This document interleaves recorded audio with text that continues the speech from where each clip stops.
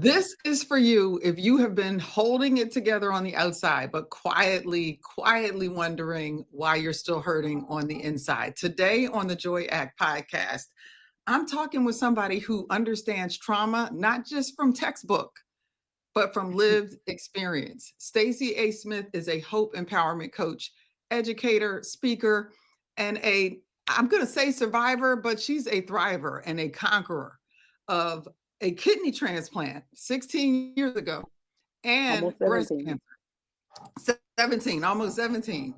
And her story is raw, it's inspiring, it is deeply aligned with my mission here, which is to help women heal, rebuild, and learn to trust themselves again after a heartache. She is also the host of a podcast. So I want you to check out Staci Speaks Hope. And today, together, we're going to unpack what trauma looks like after a breakup or a divorce. And we're going to talk about losing your identity, what it feels like going through that emotional fog, and how to stop simply surviving and start thriving as you become the woman you were always meant to be. So if you have ever looked in the mirror and thought to yourself, I don't recognize myself anymore. Who is this woman I've turned into? Why does this still hurt?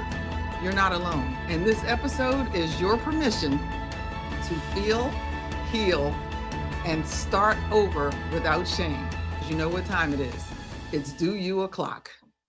This is the Joy Act, where finding joy beyond divorce begins with your understanding that the depth of your heartache shows the depth of your capacity for joy. I'm Dr. Lisa Summerour, and together we'll use accountability, alignment, communication, and trust to transform your journey. It's time to step into the Joy Act.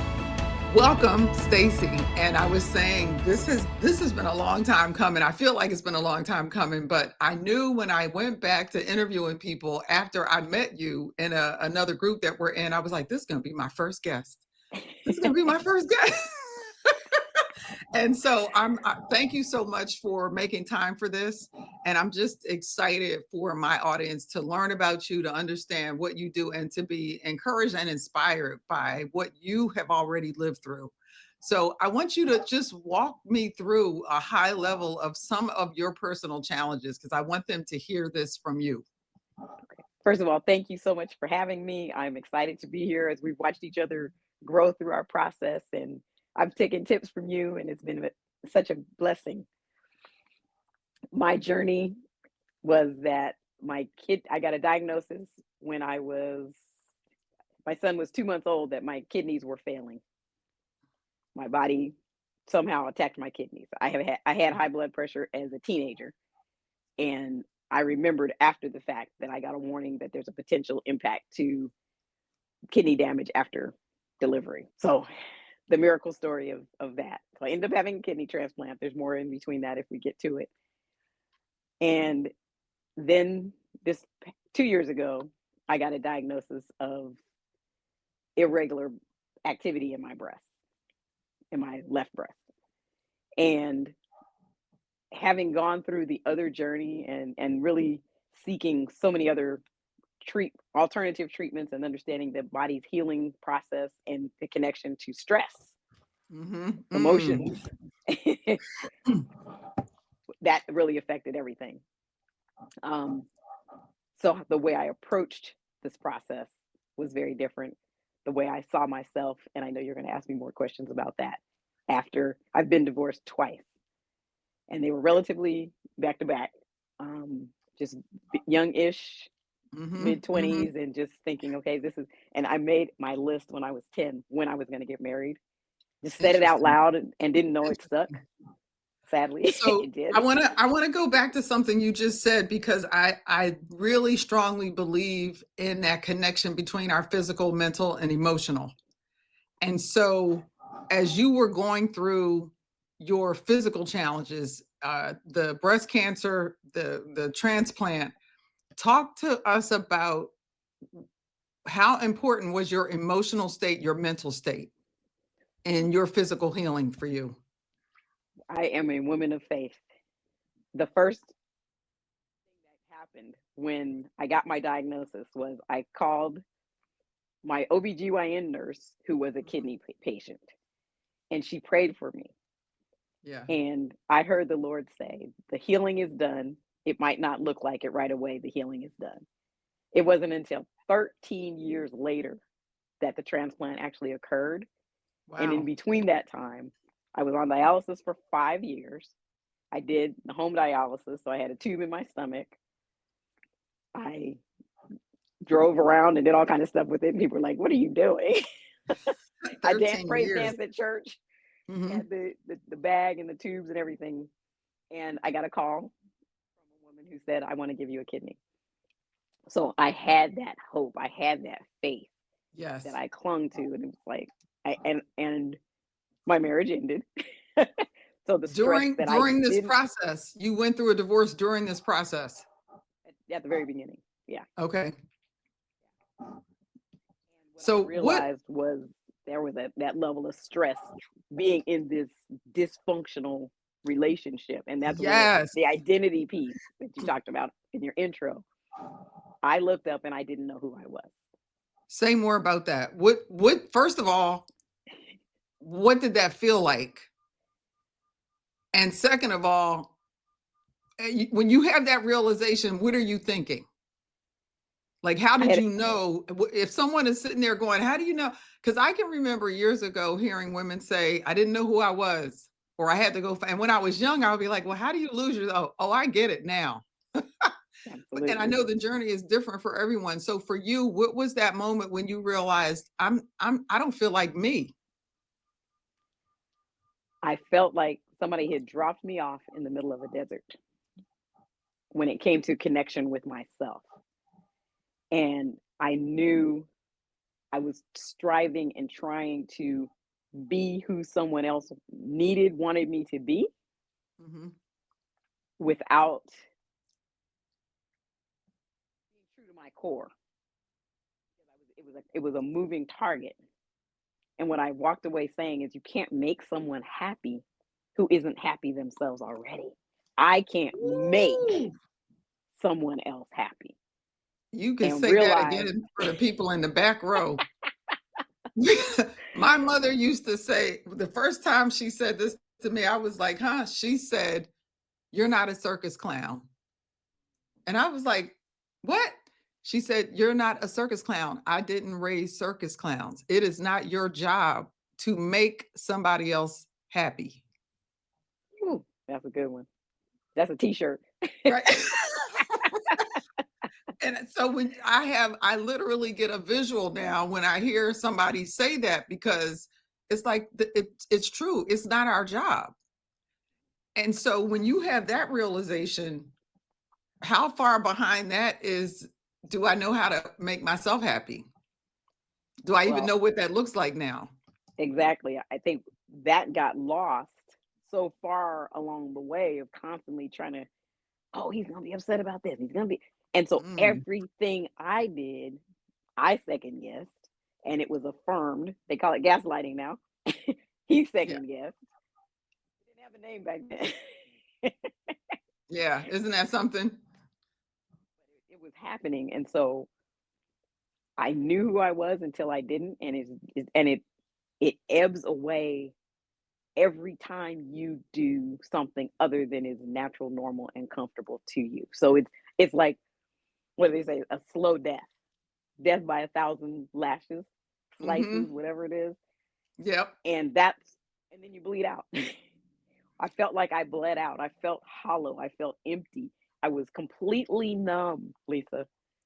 There are Numb. people, and there are women listening to this right now who are going, "Oh my gosh, oh my gosh, oh my gosh." That's like you are putting words to what they have experienced. And I think, yeah, Maya Angelou once said, I think she said this to Oprah when Oprah was going through being sued, and people were just coming at her.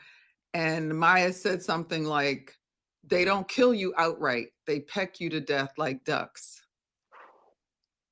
And that death by a thousand cuts is like that. It's not a just stab me in the heart and get it over with. It's this slow, like you said, bleeding out. And so that speaks to some exhaustion. Oh yeah. you know, the fatigue, that emotional fatigue of just constantly feeling drained, like there isn't enough sleep that you can get to make you wake up feeling alert and alive and ready for the day. It's soul tired. You're tired down Mm, to your soul, every fiber of your being, because it's losing yourself for the purpose of getting a love at the end of the day somebody's not capable of giving it's you. not there. It, And it's not for them to give you. you know what? What I coach about is my little girl at 7 years old who suddenly got attacked for looking like I looked, being in a space where I was the only black child in school. Something told me in that moment, just showing up, being you, and I was happy and content playing by myself that day I until want you to I talk wasn't. about that. I want you to talk about that for the audience so they know what you're talking about. So Staci talks to and helps to heal that little girl in all of us, that person, that young person in all of us. And we all have that person, Yeah, that child in us that we can, if we can tap into it and remember, we can go, oh, this is where that comes from. And sometimes you need to go back and let that child know. Talk about that, what you do, your process with that and what that means, because I want them to connect what you were just saying. sure, absolutely. It starts with an image, and there's this woman looking in the mirror, kind of with her hand up to the mirror, and this little girl looking back at her, sobbing. I have shown this picture, and it was an AI generated picture that someone else created. Hmm. Anybody, all ages, stages, walks of life, races, look at that picture and, oh, I get it. If you've ever felt like that, like you talked about being all Hmm. put together on the outside, but Yeah. inside you're just boo hoo, snot, the whole deal. And you just want somebody to hug you and say, it's going to be okay. Yes. But what that comes from is that place where, and I wrote a workbook, No More Lies, healing workbook and guided journal, because it's about going back to find out what the lie was, or the lies Mm. that distorted your truth and your survival, because everybody just wants to feel loved and safe, Right. is to Right. make that lie the truth. You have to have something in you that to hold on to, and that survivalist in that little girl now shifts.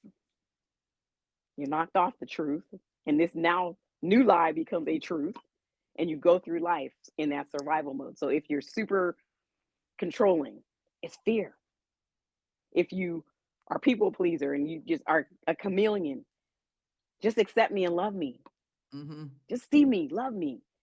All the different ways we show up. If you take care of everybody else and yourself is in the background, it's just because you want to feel valued, you want to feel relevant, you want to feel like you're helpful, helping people. I mean, you can look at careers people go into. If you just constantly dart to and fro and never really land in good, solid, vulnerable, open relationships, guarded, you're protecting that little girl. Life told you you can't trust nobody. Right. People tell Right. you that. And when Yeah. And life you then start believing it. believe it and you look Yeah. for it, and then There it is happens. a, Many there. Yeah. marriages. Let me tie it back to where you are. Yeah. Look for those types of relationships that give us that sense, but we find out that the lie is the driving force. And then we hook up with these people that potentially, now, all the stories, we're somebody who doesn't make us feel that way, that are good and loved and safe, because we have already settled that we don't actually have to have that, or we Right. forgot what that is. I love how you describe that. Tina Lifford has a book called the Little Book of Big Lies. Mm, And she talks about, and what you just described made me think of being out of alignment. You absolutely. basically just create a life that is scenario after scenario of us aligning with a lie, and you're Yeah. never going to find peace there. You're never going to find solace in that. You're never going to find joy in that, because you have now committed to living a lie and you don't even realize you're doing it because you're so out of alignment. And Right. so what did you do to create that alignment for yourself, and to first of all identify what your values were, what was important to you, important enough for you to go, this is who I am, and this is what I need to be aligned with. What was that turning point for you? I For me, I got a life coach, and I think that was there was I was in church and I was like, I'm always angry. I'm still angry. I love God. I'm Mm. serving in the church. I worship, but I want to cuss because I'm angry. And when I cuss, I feel good. I hope you're enjoying this episode. If you're sitting there thinking, you know what, I am ready to start doing some work on myself, I'm ready to move into that joy act, take a look at this. You've built a successful career, checked all the right boxes, but after divorce, why does it feel like everything is falling apart? Searching for answers online at 2 a.m., it will not bring you peace. Neither will pretending you're fine when inside you're anything but.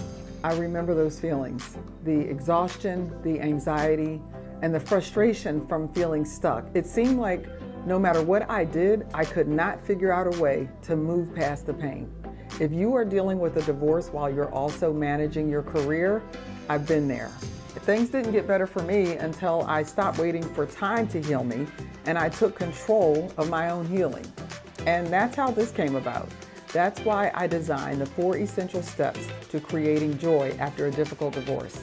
It's time to break the cycle. Imagine waking up feeling lighter, knowing exactly what to do next, and rediscovering your joy, not just surviving, but thriving. In this masterclass, you'll learn the biggest mistakes that keep you stuck in divorce pain, why traditional recovery methods don't always work for high-achieving women, and the 4 essential steps to rebuilding your confidence and joy. Give yourself permission to stop reliving the past and start designing the future you deserve. Register today. So I had to go back to that place, find out where I started shifting, only to go back and find out at 52 is when I started looking. I was 7. Wow. And the Wow. lie was just being Stacy wasn't good enough, wasn't acceptable enough. A series of rejections for just identity and speech were several years. I say to people a lot that I blend corporate and personal, professional and personal. I just don't think there's as big a gap as we want to believe.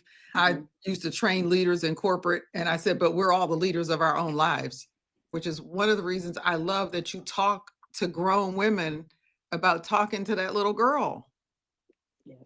having a conversation with that little girl. And so you at 50 something, remember it being 7. What did you do to start healing that little girl so that she could get in alignment with who you were as an adult? I had to go back and tell her that there was nothing wrong with you. You're okay. And here's the kicker. This is what blew my mind was her reaction to protecting that safety was to run my life. She was the decision maker Mm, because the emotions that were evoked rose up, caused me to behave in the way I would at 7. But I was in my 50s. yeah. And I was like, oh, that's ridiculous. And to let her be free and go play. Hmm. Maybe I got you. And there's little subtle ways that it slips in because it's so innate. It has become part of the response system as you mature, as you become an adult. So it was a lot of prayer. It was a lot of really like sitting and listening, lots of journaling, lots Hmm. of being still and quiet. And for me, because I'm a believer, to let the one who created me show me what he created first before it got and manipulated Right, and right. tried to survive in this false reality. Because is there something about us at 7, 8, 9 that the purity the confidence, like we don't know not to be all that we were designed to be when we're younger. It's like we learn to be insecure. We learn to not feel confident. We learn to not be in alignment with what really empowers us, right? And so when you tap into that kind of youth and exuberance and wonderment, it's like the curiosity. Exactly. How empowering is that? I take people to think of what was it like before. Think of that thing, and then can you remember anything about yourself before? In my workbook, I do an activity of what made her smile, what brought her joy. Mm-hmm. I watch my 3-year-old granddaughter. No, doesn't know anything about not being confident. Fire. She's not scared of anything. Climb, jump, just be in her own world, in her Yeah. own skin, and just at peace. I believe the majority of us had that. I know people Oh. have had very extreme things that started Mhm. very, very early in life. So who knows the level of confusion that is? These people are supposed to protect me and they're hurting me. But beyond that, most people can see, oh, I remember I like to do this. One of my Mhm. last guests I just interviewed, she said, I used to play Barbies and I wanted to be a nurse. Now she's at 50, went back to school to become a nurse. Yes. And Yes. so the power of those words, the power of those identity dreams and goals and hopes, when you could still hope. Mhm. Stacy speaks hope is about the opposite of despair, the opposite Right. of giving up on who you were created to be. So helping myself experience that and honor that. And another layer of honoring that little girl because she wasn't bad or wrong. She was doing what she needed to do to make sure we were okay. Mhm. In my maturity and my spiritual growth, it was like, Lord, I see this now and I give it to you to release and to bring me the healing that's in that place because you made me to be that fearless little girl. Right, exactly. Turn myself into this. I need to get back Right. to what you had already done. I need to tap back in to what's already in there. It really Exactly. is reconnecting Yes. with self. Now, we mentioned this, so I want to get back to this because a lot of my folks have gone through the breakups or a divorce or they're in the middle of one. You and I have that in common. We've had more than one. I tell people I'm an overachiever. So It shows up in all kind of ways. it But shows even up. that, right? We It, laugh, Lisa, yeah, but it is the it very fact shows up in all we're sorts an of ways. overachiever to say, hey, see, I'm good, I'm valuable. And I'm going to do this again because Gonna- I tell people there's no shame in your life. Like you should never be, I will not be shamed by my life. Exactly. He That's already good. knew. He already knew. And the other thing is, we don't become the people we are today without that and Right. position ourselves to be able to share this so other people can learn from it. And so there's so much power when you can get to the place where that becomes a reality that you can embrace because that means you're not living in the shadow of your own life, Yeah. right? So when you went through your first divorce, emotionally, what did that do for you? And then what did you learn about yourself going through the second one? Because I know that misalignment is what led to those Absolutely. because I still wasn't strong enough or aware enough to be able to go, there's some things I'm seeing here that love is just not going to fix. And My my wo- if I could love me a little bit more, if I had loved me a little bit differently, I might not have stepped into this one. You know what I mean? And so Absolutely. we don't realize that we are gravitating to something sometimes because of what's missing, and our own misalignment is causing us to be attracted to and attractive for somebody Ooh, that's yes. not really the best thing for us, Yes. right? So when did you realize? Well, I have a two-part answer, but after the first one, my whole, you just snatch the rug out from under Mhm. somebody and you're just floating in the air, toppling over. Because when you say, till death do us part, and you believe it at 25 years old, like, this is my Mhm. life, this is my future, this is is what I'm going to be, and then it's gone.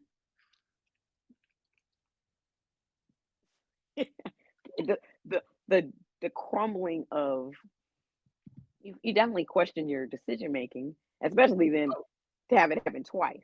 Right. Yeah. Oh, yeah. You don't trust yourself to decide what kind of coffee you want in the morning. You Okay, which shoes am I wearing? Do they I even don't match? You comb know, my hair. I'm not combing my hair because I'm not sure I'm gonna get it right today. Yeah. right. And looking at my parents have been married. Hold on, it'll be 63 years this year. My sister's coming up on 31 years. It's And what all of it that. shows me, like, okay, well, somebody could do it. Where was I when that class was being taught? Like, okay, I'm actually not that slow. I'm a little thick headed, and I was like, okay, Lord, you had to show me because I didn't get it the first time. I Mhm. didn't get that. I was so desperate for love that I loved someone who was not at a place. No shame or blame to him. He was not Mhm. at a place to love me because I didn't know what it meant to love me. It goes kind of back to Right. what you were saying. And then when they were both over, here's my punchline, if you will. I was there in both of them. Oh And I yeah. was like, okay, well, it's not them. It can't just be them because I was there, you know. And Yeah. owning my part of it was even back to what you're saying. I was in misalignment out of a place of wanting to be in this type of relationship. And I want to get married again. Oh I'm yeah. not going, Thank you for but I saying that. have standard. I'm not going to give up on Yeah, no, what I thank still want. you. Thank you for saying that. Because how many times, first of all, just telling somebody, oh, I've been married twice or three times or four times. I was at my dearest friend from high school's funeral, sitting with a classmate, having this conversation. And she said, oh, girl, her name Benita. And she's in I talk about her in my book. She said, girl, she said, I've been married a few times. Now, this is a woman who raised a son who, as a young child, was told he had a learning disability and he wasn't going to be able to be in school with everybody else. And she said, devil's a liar. Right. Started her own daycare. Boy, young man now, college graduate, whole 9 yards. So she says to me, girl, I've been married a couple times. And I said, Benita, you know, I was an overachiever in high school. And we just put numbers up, you know. And I'm glad that you said I would do it again, because how many people have heard your story and said, well, I know you don't want to get married again. I tell Yeah. people I had a car accident in a parking lot. I did not stop driving. This is what life is. Women at the well, how many marriages, how many divorces? I said we are a culture that um, prides itself on the institution of marriage being so wonderful, and then we damn people who want to stay in it, or we think that there's a problem because yours doesn't last. All marriages aren't going to last. All relationships aren't going to last, and it doesn't mean that you are damaged, defective, or damned because yours didn't last. You know, and Absolutely. so to have that hope and that belief and that love for self enough to go, no, I would do this again with another human being. Why wouldn't I? Right. And the reality is, many people, and I say this for my parents for sure, the reason they're still married is because nobody left. Let's just be clear. Because because as in our own identities change, you and that Yes. person are growing together. As you're in your 20s, man, you don't even know who you are. No, it And was a so if different you are time. different times, they the stigma about leaving is one thing. The commitment to stay is another. And how abusive it is, you got to get out sometimes. You ain't gonna Look, let nobody just be crazy with you yeah, no, because you're exactly. supposed to You're stay. supposed to stay Absolutely. married. And again, thank you for saying, I knew I was going to love this. I hope people watching this are enjoying it as much as I am, because I am loving this. No, because people need to hear the truth. And I said to a coach, I was working on my book, and the coach and I were talking about a section, and I said to her, you know what, I don't know how to say this, write this the right way, but you know, we go to church, we sit there, and we have ministers and preachers and pastors teaching us what we need to do so we feel worthy enough that we're going to make it to heaven. This is what you need to do to be in heaven. And I said, but I'm watching too many women get sent back to hell on earth because they're being told you can't break up your marriage. Yeah. These people are ending up spiritually dead, emotionally beat up, and sometimes dead, physically and physically physically killed beat up. because they are being told God don't You like got to divorce. stay. Yep. And I'm like, don't get me started on that because that's a whole nother topic that I done already researched. And if you really know your Bible, that's not what it was saying. But that's a whole nother conversation. All right. But thank you for saying that because one, it speaks to Staci Speaks Hope at its core, that there isn't anything that's not possible. And there is no dream, wish, desire too big that you should not hope for it to happen in your life. I used to work with a woman that said hope is not a strategy. Nope, it may not be a strategy, but it's a doggone good place to start. Absolutely. If you aren't striving for it, shoot for the stars and you'll land in the, Hope might not be a strategy, but hopeless ain't no way to live. hopeless is death. Hopeless is despair. And just, why bother? I'll just stay in bed all day. So if you think about this today, and it's funny, we've talked on my act, the Joy Act is about accountability, alignment, communication, and trust. And you have just touched all over these points today. What is something that makes you the most proud of the woman you are today? When you know, have that conversation with a little girl and she looks at you, what is she looking at going, you know what I'm proud of, grown me? What are those things? Never quitting, never giving up, keep smiling. I hated COVID because I had to teach and I had to wear a mask. And I was like, I can't smile at my students. I want you to see this, whatever light you see. Sometimes people have no one to just acknowledge their existence. Mm-hmm. The fact that I still have hope and joy in me. I am a little girl inside. I was like tease kids and I walk up to them and I say, I'm a child trapped in an adult's body. Mm-hmm. And after they see me teach and be all full of energy, they're like, yeah, I know. Not losing that. Getting through those times when I'm feeling so disappointed. The disappointment was the word that really resonates with me. And that has Mm-hmm. a physical effect on you as well. Knowing that the connection between my mind and my emotions affects my body, my health. Mm-hmm. Because even Mm. with the cancer diagnosis was after I was in a very, very difficult job situation for 2 years. And I was like, I know how negatively I felt inside during that time. And the actual original diagnosis, when they went in, it wasn't there anymore.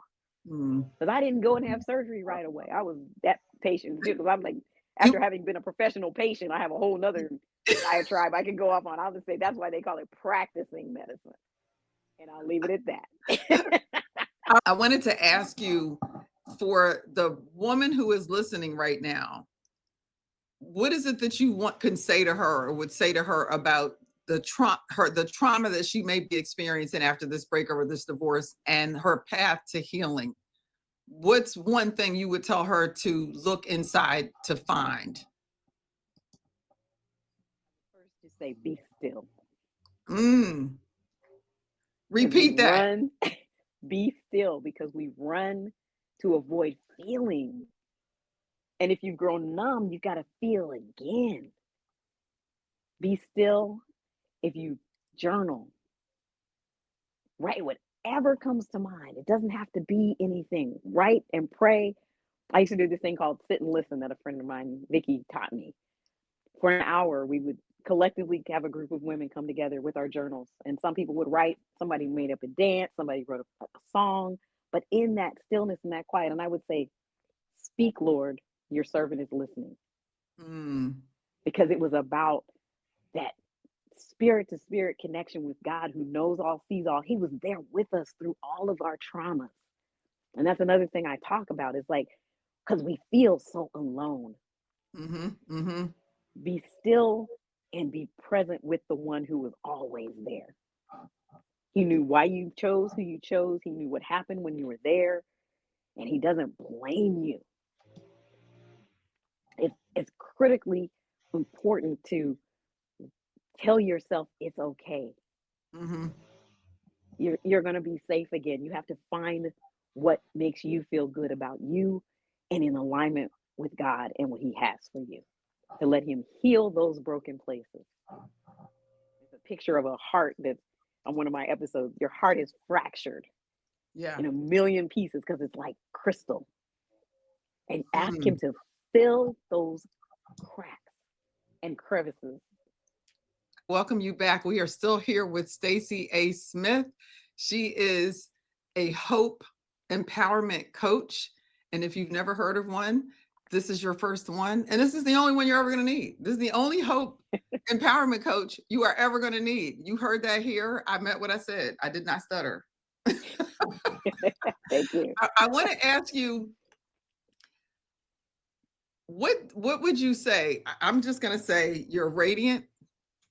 And when you said you hated wearing a mask, I understand why, because everything about your smile, your face is just, it just radiates. I really feel like it's this alignment between that 7-year-old girl and the woman you are today. Like, you have allowed her to grow into everything that she was supposed to be.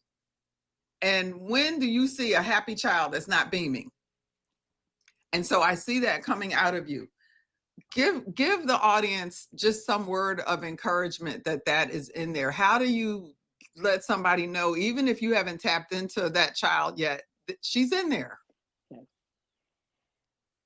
She's waiting for you to come and find her and hold her hand and put your arms around her like you wish somebody might have done for you at that time, because you were in that space. And the first feeling you get is, I'm all alone and nobody cares about me.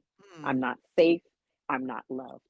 If we can't love ourselves in that place, we're going to always be searching and striving and really giving up the parts of ourselves that we lose along the way to try to find that from somewhere else.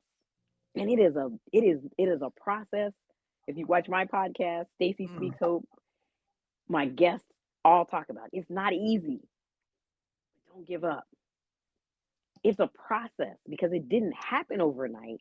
No. So it doesn't go away overnight. Right. We will not repair it overnight. And you keep saying stuff that sparks things for me.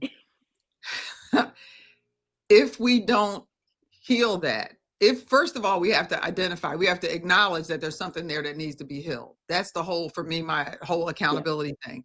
And then it's about getting in alignment with what's really important to you and who you really are, so that when you go out here and start looking again, and it's not even dating, it's not even intimate relationships, it's all of our relationships. Because there is a woman watching, there may be 2 or 3 or 100 at some point watching. There were friends, there were women friends in your life.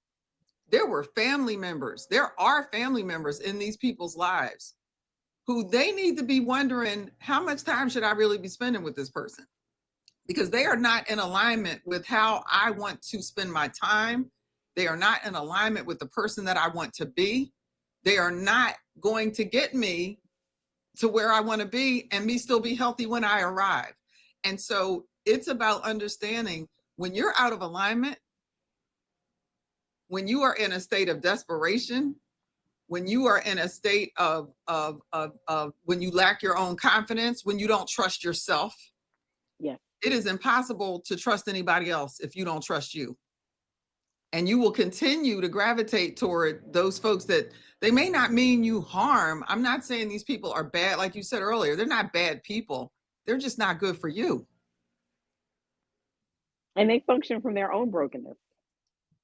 So they're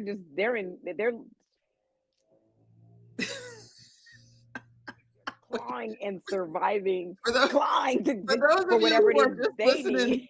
For those of you who are on audio only listening to this, she did the hand gestures like clawing at the air, like they're just doing their own, they're just trying to survive. It might happen to be a byproduct of that.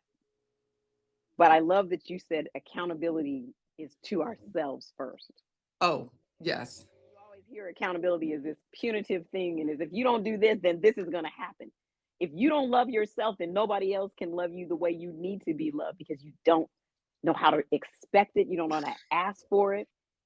I mean, that's the first thing. When you ask a woman what she wants and she can't answer you, it's because she's put what she wants so far on the back burner. I'm about to throw something. Don't throw no shoe at me now. Stuff at my screen. Look. right there. The, look, the heart, everything. I'm bringing everything. We have an expectation that somebody else is going to bring to us and give us something that, one, we don't even know how to ask for because we haven't even identified what it is. We have an expectation of having somebody else make us feel some kind of way, and we don't know how to make ourselves feel that kind of way. We have never had that experience. We talk about modeling behavior. If we are not modeling the behavior for ourselves, with ourselves, to ourselves, your expectation that somebody else is going to come and work a miracle for you is unrealistic. Right. And but I do you think, and it's, you know, I'll take this even back to how many people are raised because of our faith. I think sometimes even that gets misunderstood, that there's something wrong if you think of yourself, and I'm gonna go too highly. And I think there's some damage done because of that, because then we don't think of ourselves at all. But it never says be a doormat. Right. Don't love We yourself. become. You love yourself as, because if you identify, I am God's creation. How do you And not if love that? you have to love that, and you have to honor that. Now, if you're there's that, it is that fine line and that nuance, and depending on, especially when you've heard that all your life, then self-esteem becomes selfish. Yeah. It's twisted Right. and manipulated Oh, to, if you don't take care of yourself, what do they say on the airplane? Put the oxygen mask on on your yourself first, so you can take care even of even somebody before else. your child, even Yes. even before your child, which, you know, people are like, oh no, I'm gonna save my kid. Yeah, no, I think you just said that whole part. You know, we have to be mindful that we've come through an age, or several of them, where being controlled was the norm. People in power want to maintain power, right? Yes. And if they haven't learned to love themselves, if that's the only thing that they've known, it gets passed down from generation to generation. Children should be seen and not heard. Little girls, you don't want to be seen as aggressive. Don't be aggressive. And my mother used to say, there's a difference between aggression and being assertive. And it's okay for you to be assertive. And so we need to understand those nuances, and we need to use the right language so that we can give people permission to empower themselves to love all over themselves. It's like, loving me was the best thing I learned how to do ever. Right. And Because absolutely. I can love somebody else better because I love me. And we get it twisted. We think all that love should be outpouring. And then you wonder why you're And then, exhausted. and you're dried up inside. No other word for it. Just dried up. No ability to love yourself. No ability to, you can't be assertive if you don't know what you want. You can't assert what you want. Lisa Nichols talks about going back to people and saying, I ask for your forgiveness for allowing you to talk to me this kind of way, because actually that, Girl, that don't work no more. her apology conversation, Yes.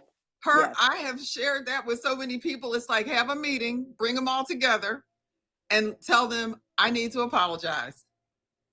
I need to apologize for letting y'all think that I didn't need any support. I need to apologize for letting you believe that I could do everything by myself, for myself, all the time. That's on me. So today is when I'm going to make that change. It is one of the most powerful things. The other thing that I think you do beautifully, Staci, it's another Lisa Nichols gem, is you have grown to stand on your story and not be stuck in your story. Yes. And that is something to aspire to, I think, for all of us, because I do believe that there are lessons we're able to not intentionally teach, but just live. And living those lessons, people will learn, because you'll be modeling a lifestyle and a behavior that people pick up on and go, man, I already know this woman has been through some stuff, or as I like to say, some shiggity. She has been through some shiggity, and she's still glowing. She is still smiling. And that happens because when you're stuck in your story, you're still telling it from a place of pain and anger and frustration and confusion. When you have gone through it and you're able to stand on that story, you can teach from that space. And you have become someone who is able to teach from that space. Thank you. I started telling people I don't look like what I've been through. Girl, And I'll be 62 next week. is there anything that you want to share with this audience? Anything that has come up for you, or anything you want to leave my audience with? Know that love is defined through first how you love yourself, how you love God, and do not let what has happened in relationships of broken people be your definition, be your end, be your only perception of what marriage can look like. Knowing that there's intentionality going in, look back and be honest with yourself where you saw things and you forgave them. My one line book is divorce happens because we don't look long enough, we don't look hard enough, and we don't ask enough questions about what we see. As we get older, when we're young, we like, oh, he's gonna change. You can't change anybody. They are who they are. If they choose to change, then that's on them. But you will never, if you make it your mission to meet somebody to change them, you didn't really like them. Right. I'm trying to end this show, y'all. I'm trying to end this show. I didn't know it was gonna go this long. But she keeps starting up stuff here. If you say that again, if you're trying to change them. I ask my friends when they meet somebody, say, I would like him if he just, do you like him? Say what you just said, because this is powerful. Matter of fact, let me do this because I need people to see you straight up, close up when you say this again. So please say that again. When you meet somebody and you think, I would like him if da da da da da, ask yourself, either you like him or you don't. Because he was living his life just fine along any more than you want him to come in and say, I like you, but just don't blah blah blah. Excuse me, sir. This is my life. This is me. Take it or leave it. We aren't emotionally attached. Let's cut it early.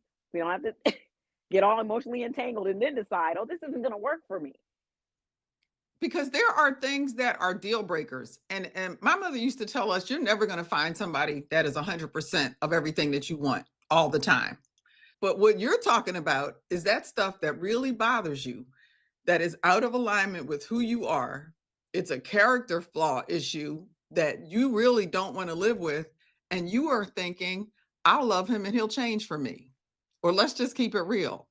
Ain't gonna happen, honey. Wait, it's gonna be so good when I get him and he gets some that he gonna want to change. All of the crazy things that might be going through somebody's mind. Sex ain't gonna fix nothing. Good sex lasts a couple minutes. Look it up. People are already probably, some of the 20-year-olds are like, oh, I don't know how she's doing it. I remember hearing Alonzo Bolden, the comedian, on a show one day. He said, at my age, he said, I had some little 30, 20 something talk about, we're going to go all night. He said, no, we're not. Ain't nobody trying to do that all night. But no matter how good it is, that is not going to be the end all be all of your day. And it is not going to be something that makes somebody change. If you are looking at somebody, Staci, what you just said, if you are doing all of that to try to change them, you didn't like them in the first place. That's what she said. Any more than you would want somebody to meet you and say, I like you, but I'm going to change you. I like you don't like me then. Then you don't like me. But there's no but. How I showed up is how I showed up. Now, what does happen, you will make concessions for somebody. You will make adjustments because you're like, you know what? This feels good. This ebb and flow with them. I can tweak this, but it's not going to be character. It's not going to be your value system. It's not going to be the things that you now understand that little girl needed and lost. Y'all see how I brought that back around? It's not going to be the things that little girl needed and lost, and now she got back. And trust, you tell me if this is true for you. When you hit that point in your life where you can come full circle and realize, no, this is who I am. Like when I settle down and just feel really good, this is who shows up. That will not be taken away again. Yes. Never, ever, ever. Ever, ever, to the ever degree. I would never give myself away. That was easy. be what somebody else needed. Because first of all, that man I'm with also has to know how to console his little boy. Yes. Do your work. Not your job. I raised my son. Do your work. For a mama, I am not the one, sir. Yeah, I tell And people there's all of those things. I never had children, so I can't breastfeed anyway. So just not gonna do it. Don't plan for that. Not planning for that. So no, and that's one of the things. I think that's some hope we can give a listener right now is when you do the work and you get to that place where you're like, oh my gosh, I love me right now, like in the best way possible. And it Like, takes time. It yes, takes time after you have intertwined your life with someone and it's radically been ripped apart. You were tearing a piece of paper, you couldn't put it back together. If you dropped a glass and you wanted to glue it back together, it would take time to find the right pieces to go in the right place. yes, And it will still not be like it was exactly. Know that you are transformed because of this process and give yourself time to heal. yes. Give yourself time to be still and quiet before the Lord with yourself Mm-hmm. so that when you meet somebody, it's not a rush. Right. Get to know them. Can you be friends with them when sex don't work anymore, when they're old, when you might have to push them in a wheelchair. Like them. Can you be friends? Do you enjoy conversations? You have things in common. You don't have to be lockstep and do everything together. I think that was a young married person's thing too. It's like we got to do everything together. Yeah, no, you don't. Right. Have your own life and find out if who you're getting with has their own life. Because if they want you to fill in all the gaps of their life, or come, my joke is, I don't go to bed at 7 o'clock. I don't watch a bunch of TV. Do not expect me to come sit on the couch with you. You're gonna have your little life and just plop me in it. No. I'm gonna get a little flag. I'm gonna have to get a little flag for my props because I literally looked to see if I had a flag to wave the flag to go, yeah, because I can't be your whole parade. No. I can't play every instrument and be a majorette and twirl the baton. I can't. And cook and clean too. And cook, right, and cook and clean and then clean the street after the parade is over. I can't. I don't even want to. And this is the other thing. I want you to. See, right. That's the thing. Have your own life. Has to do where he is. Yeah. If you're whole, you cannot be with somebody who has not done any work. I jokingly say, I would rather be with somebody who is a recovering drug addict or alcoholic who's been through the recovery process, because in most cases, men I know haven't gotten a life coach and haven't gone through the process. Yeah. And the only place those kind of things happen is through radical recovery. Yes. Yeah. You got to want to do the work. And I have to take the time. Thank you also for saying, take the time, whatever that time is, because it's easy to do a little bit of work for a little while, feel a little bit better, and then go back out here and basically it's a relapse into a wrong relationship. Right. And attract the same kind of person that didn't work before. They got a different head on them and it's the same problem. The other thing is, when you are doing the work, you're going to have days where it just don't feel good. It just, one of my coaches used to say to me when I was studying, she said, your clients aren't going to like you every day. They're not going to like you every day because you're going to ask them questions they've either been avoiding or they didn't even think to ask themselves, and they're not going to have to like addressing it. And when you are doing the work and you get to those days, it is easy to run out here and just find somebody that will console you. And when you meet somebody when you're at your weakest point, yeah, they can be the hero and come and save you from yourself and all of that, but you need to be mindful, but can this person deal with me when I'm at full strength?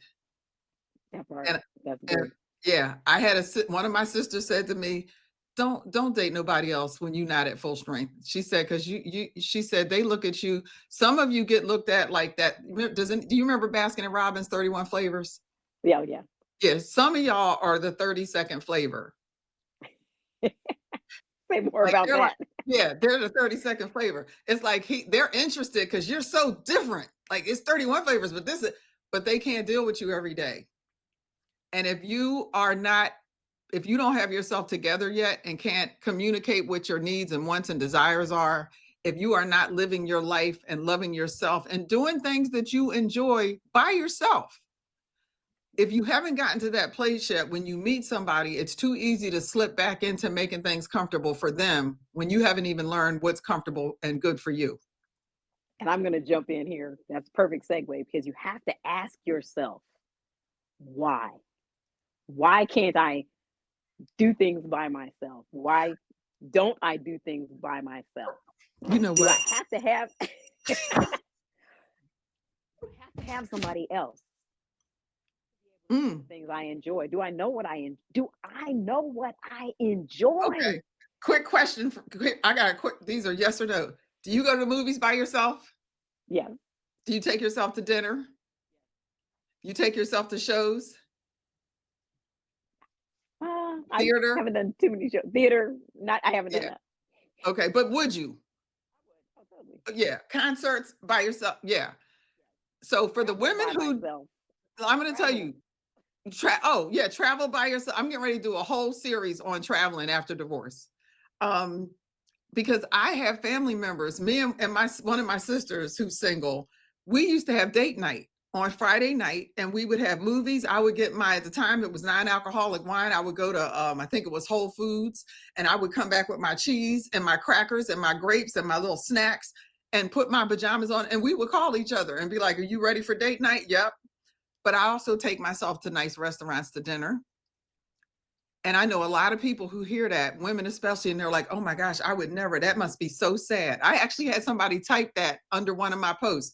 So sad. I said, what is sad about taking yourself to places you want to go? How are you going to even tell somebody what you like if you don't know yet? Now, you can have your favorite restaurant and the things that you love to do and meet somebody else, and they can go, oh, so you already do. I had a male friend say to me years ago, and it was a friend we had never dated. He said, I'm going to tell you something as a man. He said, when you meet the next person in your life, he said, they should enhance your life from day one. And that doesn't mean spending a bunch of money, flying you around first class the first week you're dating. You might want to be a little cautious of that. But there should be something about this person that makes you go, I want to learn more. I want to know more about them. And I want to start sharing a little bit more about who I am with them. So let me just spend some time being around them.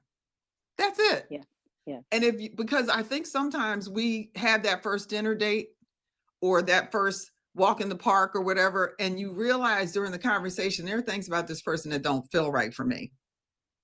And we don't give ourselves permission to just say, this isn't a good fit, but I wish you luck. I wish you well.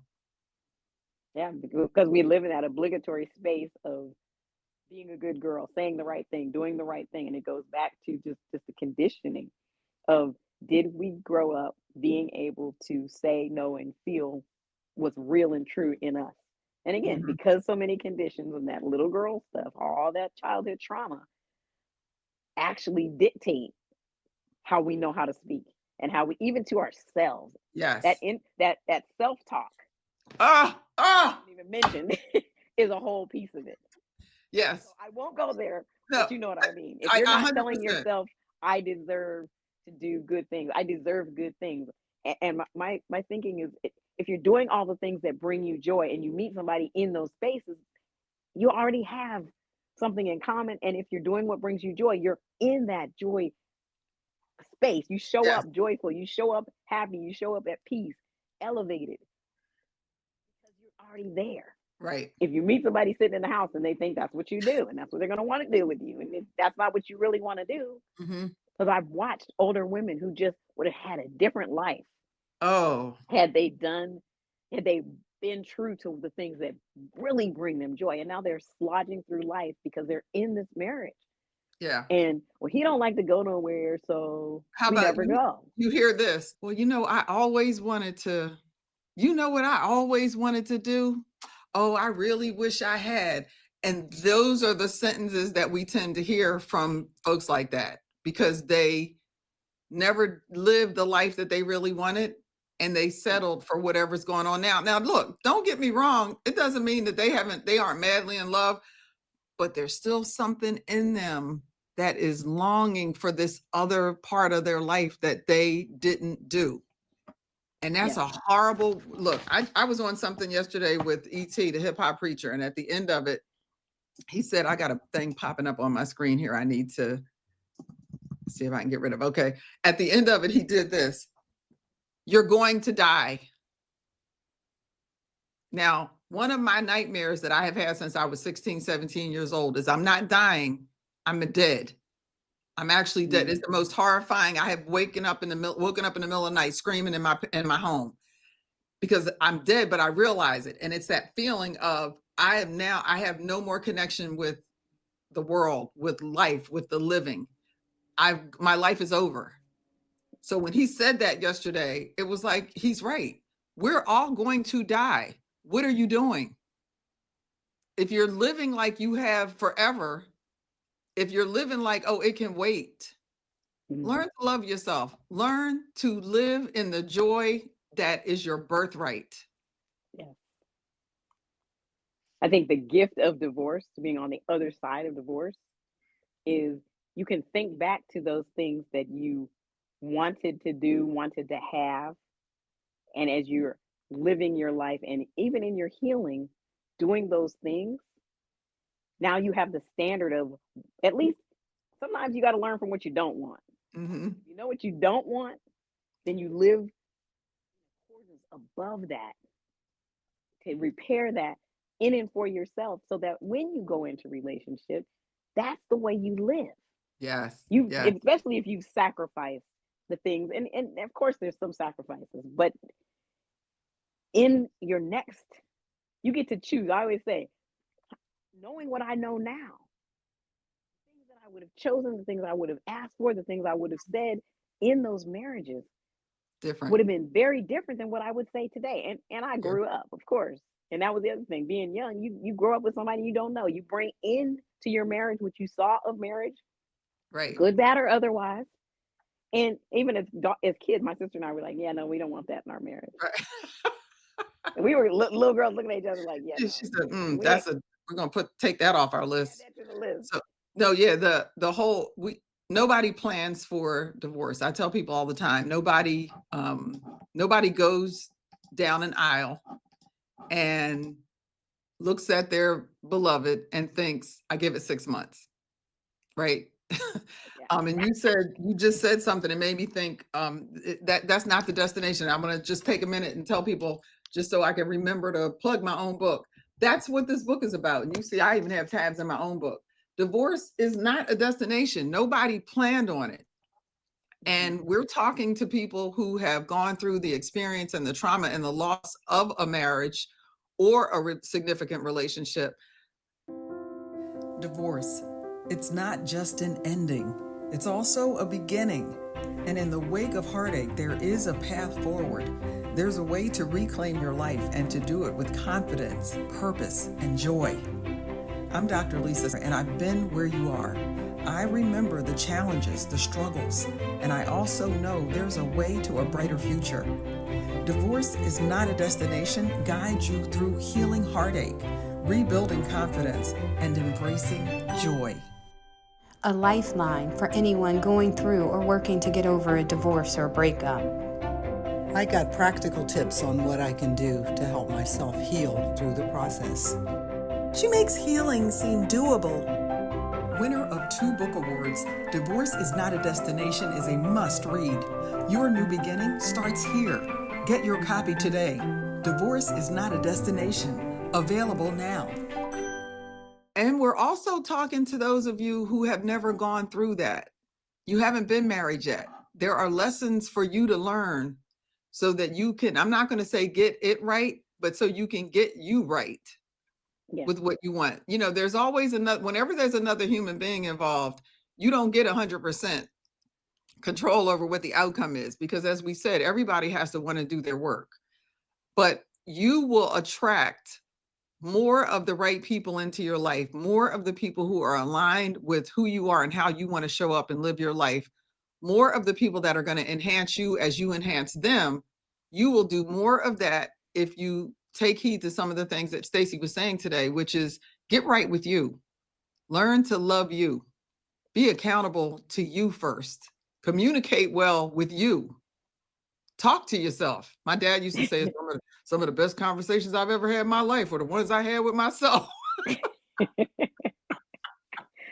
And so, Staci, I want to thank you so much for your time this morning. She was traveling this week, and we were concerned. She was thinking she looks phenomenal. You don't look like you've been on the road all week doing whatever you were doing. So, and I knew it was going to be a wonderful, energetic time and a conversation with you. I know this is going to bless the folks. And if they just take one thing from this, it's going to move them in the direction that they want to go. So thank you so much for this time this morning. This has just been wonderful.